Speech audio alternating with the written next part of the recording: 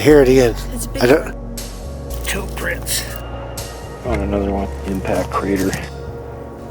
You can see the impression of Snapped off trees. It's almost kind of freaky. Welcome back to Alternate Plains. On today's episode, we've teamed up with Duke from World Bigfoot Central, and I'll be breaking down two separate hunts that we did with Duke. One with his camera. No, that's not right. Yeah, it is. Sorta. On today's episode. Get it, man. You got two hunts. One with Jen. I know. Camera. Yeah. Is it okay with glasses on? Or does it look like shit? We have to do the whole thing over. We might be cutting too.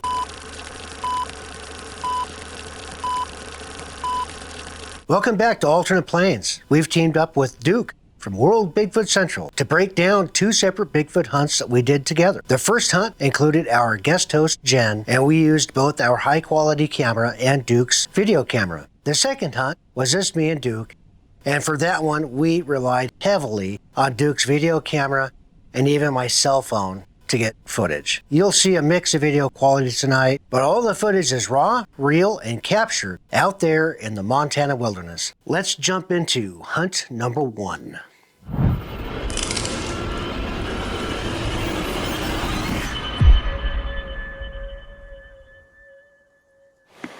Here they come to save the day. Team Alternate Plains is on its way. Down in Elks Valley here in Oklahoma. Taking a look around. As you can see, Duke really scans the area. He is looking for any signs of Bigfoot. He is very meticulous. Heel, toe, toe, toe. That's the brachial spot. Like their foot breaks here. It has a flex joint. This may possibly be. I didn't bring my tape measure. Duke's got one. So if that's indeed a spot, there might be one behind you. The stride length alone caught our attention immediately. So there'd be a spot. Damn, 6 foot stride. So.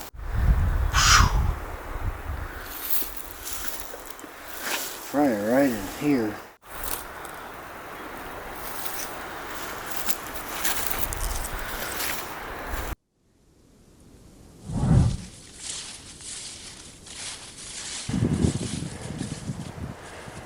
Just found this. Apparently they decided to dump things into the mine. Somebody didn't like that sign. I was just over there following a really well beaten game trail that goes along the edge of the mountain over there. I gotta get back to Team Alternate Plains that I left up there somewhere because they're slow. But yeah, I'll get back to them. Find something? I think I may have found a spot next to this little sapling. Heel, brachial spot, toes. What do you think? Too old to tell. Probably two cow tracks. Well, Duke says that that footprint is most likely an old cow track. It is an interesting find. He's the expert, not me. So when you're out in the Montana wilderness, you usually hear birds, chipmunks, squirrels making some kind of noise. When we were out there, the feeling of being watched, you normally don't hear the forest that quiet. It really is unnerving to feel the quietness of the forest.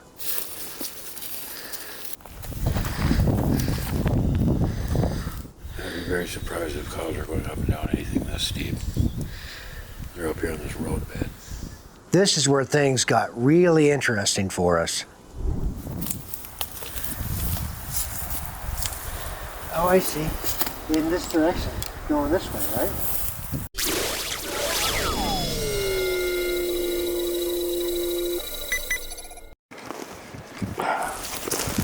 It's all gray right in here. You can see the impression of the wood. And around it, it's all darker brown. It got rained on a couple days ago. Some just disturbed this since the last rainfall. And looks like about 15 inches, whatever it was. So, let's see what else we can find here. These prints were deep and led directly into the wood line.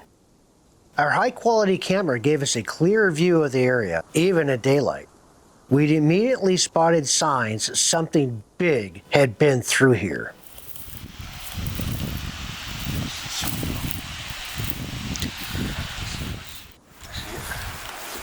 Let's push down right here.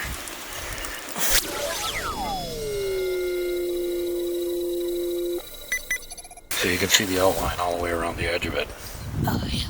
The ground was crushed, by the way, so that's not like 2 cow tracks. How much you want to bet? 15.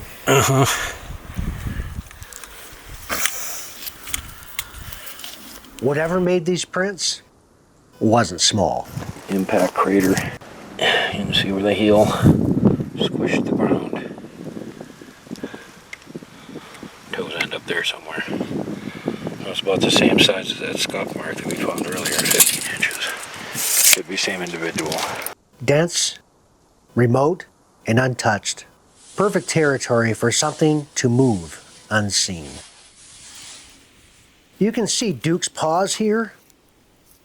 Something about this layout just didn't sit right with him.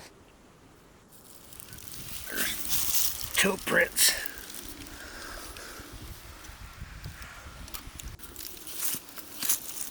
And if you'd been here a couple weeks earlier, when they were still fresh, you would have been able to see this a little bit better. See the toes?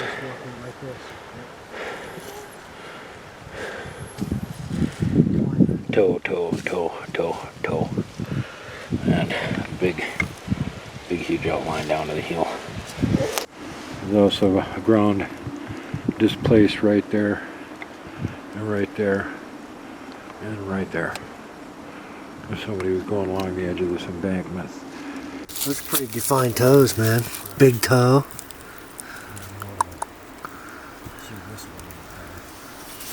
Like they were just walking like this, right? Climbing.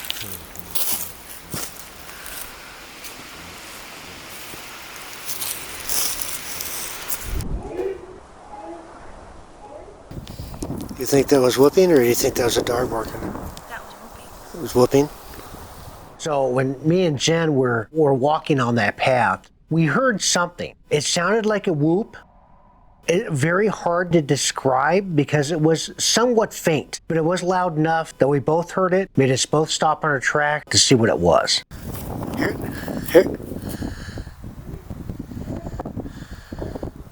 I hear it again. It's a big bird.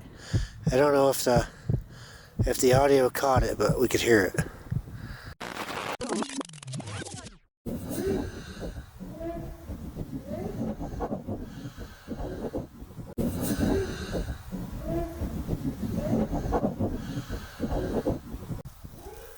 I hear it again.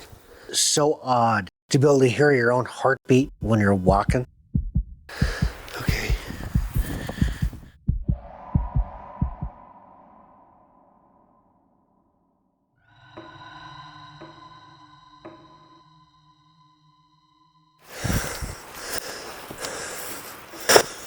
Oop, who would knock?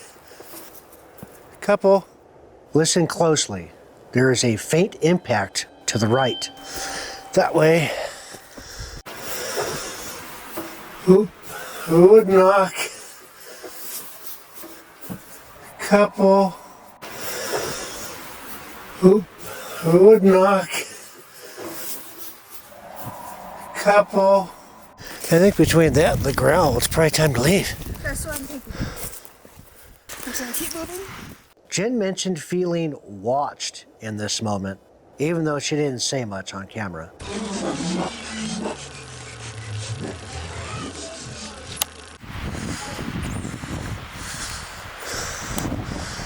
Okay, The sound calls back.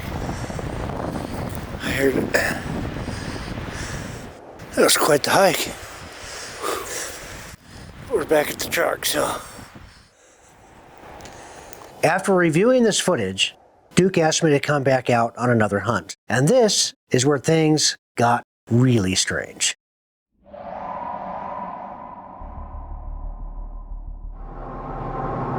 Just leaving Missoula, heading for Lolo. We're gonna go down the valley and go up the Skelkaho Pass, where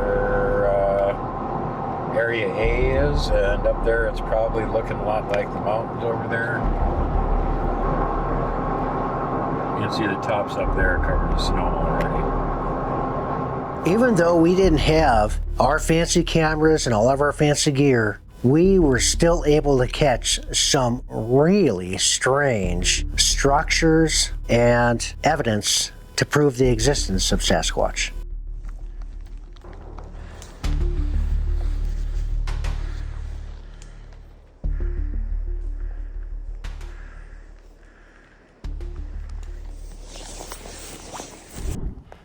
I'm up in the Skelkaho. Dennis from Alternate Plains, who's now modeling our latest in our line of sporty mid-size X structures. And apparently they made an asterisk structure over here too. This one didn't used to be here. We've seen this style of structure reported in Bigfoot research all across America. Okay. Interesting.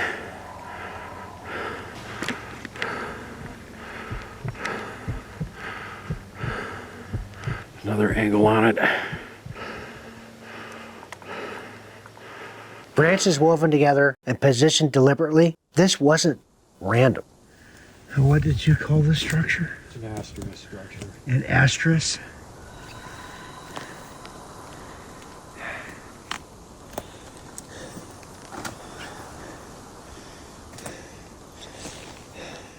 Structures like this just don't appear. This was built. Big X. And if you see the way that it's pinned in between the trees there, pinned, and again on that side, it is also pinned in. Another angle on it. Dennis is right there. And yeah, there's the X right there.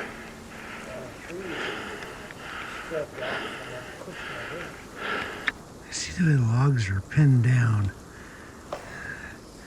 See that log there's pinned there and loops over and is bent down and pinned there. And then this log here is stretched around the trunk of this tree and pinned in there. See all the barks on the trees are scrubbed off from them pushing it in. It's very fascinating. And you can see the end of this log here that is not broke off from the stump. This was carried and then pushed in and pinned right there. See that? You see how it's done? It's ground in. They grind them in and pin it. There's the giant teepee. Oh, right there. When Duke and I first came upon that structure, my mouth just dropped. Then it hit me. This thing was big. It was impossible from where it was at. That is one big teepee structure.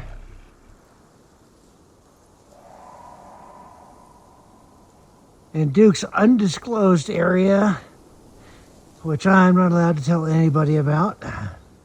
The only teepees bigger than 50 feet are modern monuments made of steel.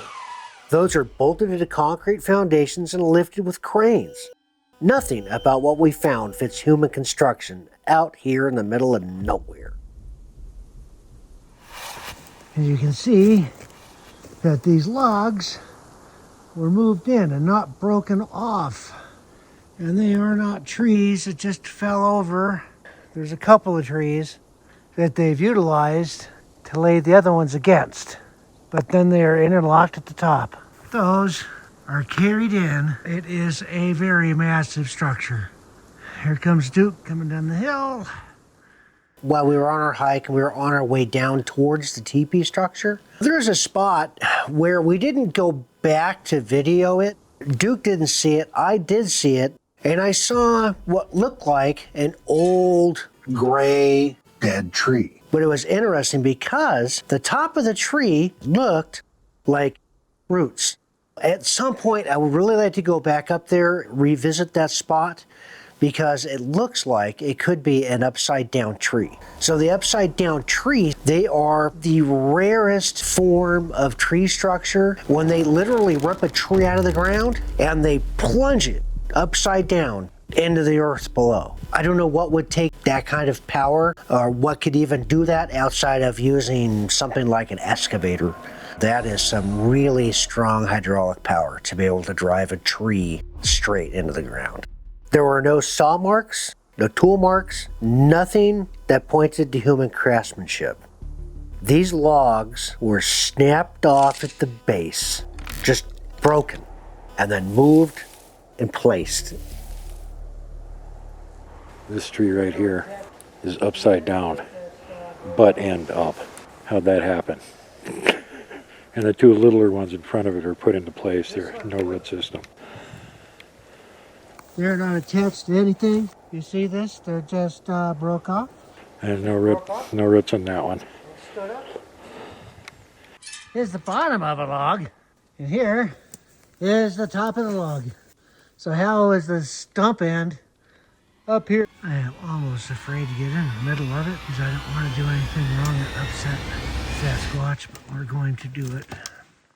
For perspective, the tallest documented wooden teepee structure in the world is just over 51 feet. And that one was built in Switzerland by the fire department with crews, equipment, on flat ground. What we found was in the deep backcountry, miles from roads or trails, no equipment, no machinery. Duke, I'm glad you're a much better woodsman than me. I don't think I even know the way back to the truck. Yeah, I'll let you know when I remember. This thing is just freaking gigantic. You know, little Dennis looks underneath that thing. It is massive, and I'm 6 foot. And this is the largest documented teepee structure ever.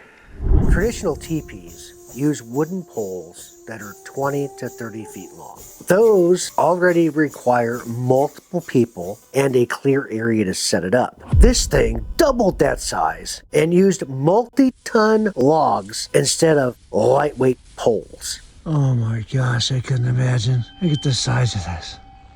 There's some root to it, but there's no root in the ground. There's nothing here. There's their secondary structure. They've got one Yeah. back over there. Yeah. Standing directly under the teepee structure.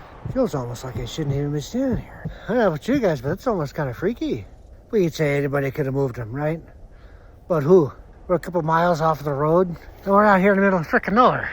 There's no roads here. There's no trails here. There's not even a freaking game trail coming in. Only thing out here is me and Duke. What are the chances this log being driven in between these 3 trees during windfall? And then you see how it scraped all that bark off? That's something jamming this big old log in there. That to me is purposeful. Just like that structure there, and just like the teepee that's there. 2 different hunts, 2 different kinds of evidence. Footprints, structures, and something pacing us in the woods. I can't say for sure what it was, but I know we weren't alone out there. What do you think? Well, we had to get pretty far out into the woods to try and find what we found. Overall, it was a great hunt. Both days, I think we got really good evidence. It's a lot of work. When you are trying to hike over deadfall that is taller than your waist and walk for a couple of miles into the bush at 7,000 plus feet, it gets tough. Your muscles start to cramp. You're struggling for oxygen. It gets pretty intense. You have to be careful. If any of you want to go out there on your own, don't do it. Go with somebody else. Make sure that you're prepared for literally anything, and let somebody else know where you and your friends are going.